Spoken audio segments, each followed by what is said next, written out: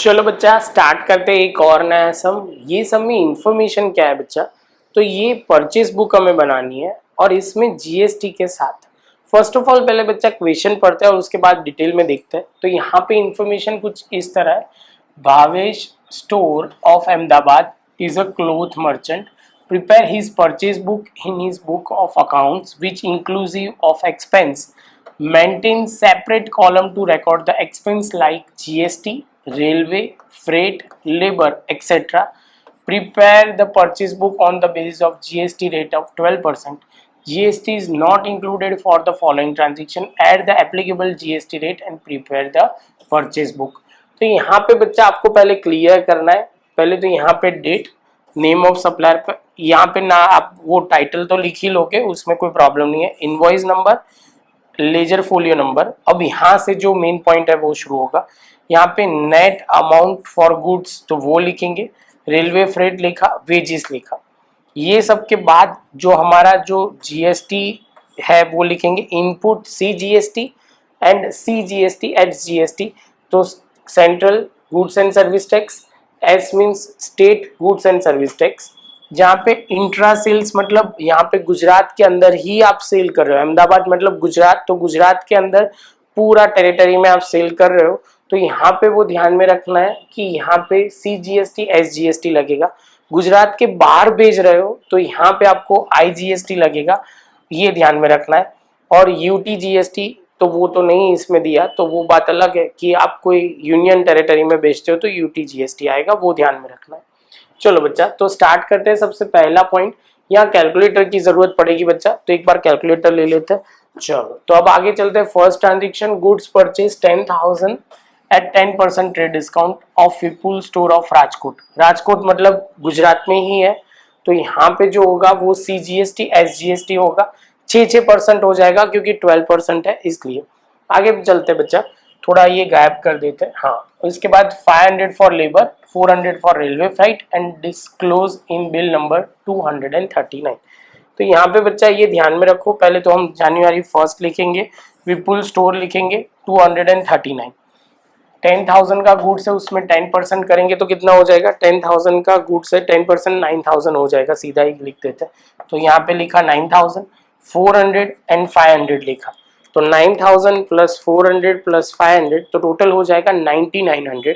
अब 6% इस पे लगाना है तो 594, 594, 594 दो बार 6% लगाएंगे और टोटल अमाउंट हो जाएगा 11,088 रुपीज, 11,088। तो ये ध्यान में रखना है। ये पहला पॉइंट आपको क्लियर हो तो ही आगे बढ़ना बच्चा कि कैसे कैलकुलेशन हुआ। चलो बच्चा आगे चलते हैं। 7th वाला, goods purchase 15,000 at 5% trade discount from the Gopi of Bhavnagar inclusive of wages of 300 और उसके बाद railway 400। Total amount paid cash immediately, तो कैश ट्रांजेक्शन कभी इसमें नहीं आएगा, पीछे शायद से इसमें लिखा होगा। तो यहाँ पे देखो प्रेजेंटेशन बहुत अच्छा किया है बच्चा, कैलकुलेशन दिखाना है तो ये भी एक इम्पॉर्टेंट पॉइंट है। Cash purchase will be recorded in the cash book, cash purchase recorded in the cash book. अब यहाँ पे जो आगे चलते हैं तो यहाँ पे जो है वो थर्ड पॉइंट है, goods purchase 20,000 at 10% trade discount from Dhaval of Mumbai. Mumbai मतलब महाराष्ट्र, तो महाराष्ट्र मुंबई से हमने परचेज किया हुआ है। तो यहाँ पे ध्यान में रखो बच्चा, ये ट्रांजेक्शन क्या होगा, तो ये ट्रांजेक्शन क्रेडिट है वो तो आपको समझ में आ गया, लेकिन दूसरा जो मुझे बोलना है ये आईजीएसटी लगेगा। यहाँ पे इंटीग्रेटेड, ये समझना है integrated goods and service tax लगेगा। आगे चलते हैं। Invoice 971 is receive inclusive labour 250 and railway जो है 350, half amount paid to Dhaval immediately. तो बच्चा ये आपको वो समझना है, हाफ अमाउंट बोला हुआ है, हम तो फुल ट्रांजेक्शन इसको क्रेडिट ही कंसिडर करेंगे। तो ये पॉइंट आपका क्लियर हो गया। अब यहाँ की बात करते हैं। 23 लिखा, धवल अकाउंट लिखा, यहाँ पे ध्यान में रखना है नंबर जो होगा 971 लिखा। यहाँ पे जो पहले तो अब जो ध्यान से देखना है वो क्या है, यहाँ पे जो 20,000 है उसका 10% करोगे तो 18,000 हो जाएगा।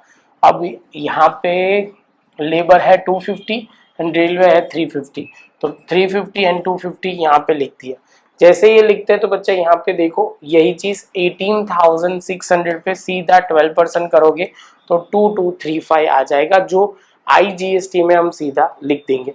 तो ये पॉइंट हमने यहाँ पे लिखा 2235 और यहाँ पे 20,832 हमारी टोटल अमाउंट आ जाएगी। आपको ये क्लियर होना चाहिए। क्लियर?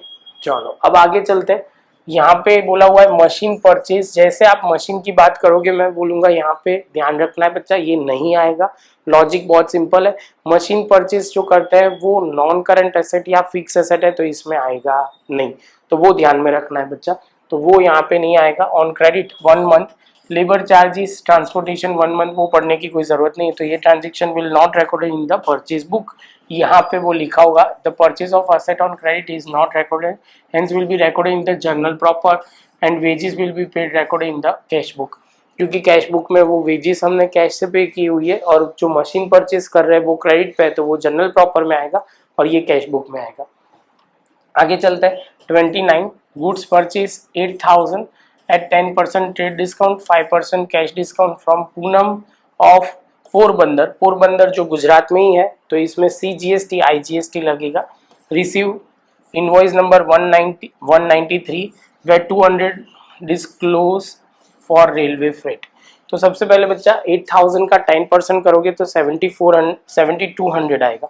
तो पूनम अकाउंट लिखेंगे, 7,200 लिखेंगे, 193 हमारा जो बिल नंबर है वो लिखा, 29 डेट पे है तो वो लिखा। इसके बाद बच्चा यहाँ पे 200 उन्होंने बोला तो वो लिखा है। और यहाँ पे कैलकुलेशन पार्ट दिखा दूं तो यहाँ पे 7,400 होगा, उसका 6% करेंगे। 6% करेंगे बच्चा तो कितना होगा, 6% करते हैं 7,400 का तो वो हो जाएगा 444 रुपीज। तो यहाँ पे 444 रुपीज ले लिखेंगे, ये 44 रुपीज लिखेंगे, टोटल करेंगे तो 8,288 रुपीज हो जाएगा। अब टोटल की बात करें तो टोटल यहाँ पे टोटल किया, यहाँ पे टोटल किया, यहाँ पे टोटल किया, सब में टोटल करते जाएंगे और लास्ट टोटल हमारा ये अमाउंट आ जाएगा। तो यहाँ पे हम डायलॉग हर बार लिखते हैं परचेज अकाउंट में, हम डेबिट साइड पे जाके वो लिखेंगे। यहाँ पे लिखा होगा, यहाँ पे नहीं लिखा, लो जब बात हुई, नहीं आखिर में होगा, नहीं दिया। तो हर बार जो लिखते हैं वही हम डायलॉग लिख देंगे। टोटल अमाउंट परचेज में हम डेबिट साइड लिख देंगे, वो हर बार लिखते हैं वही। इसके साथ बच्चा ये सब हो गया खत्म। प्रॉपर एक बार समझ लेना, क्योंकि ये वाला पॉइंट आपको क्लियर होना चाहिए प्रेजेंटेशन के साथ, कैसे करना है क्या करना है वो। मिलते बच्चा नेक्स्ट लेक्चर में नए सम के साथ।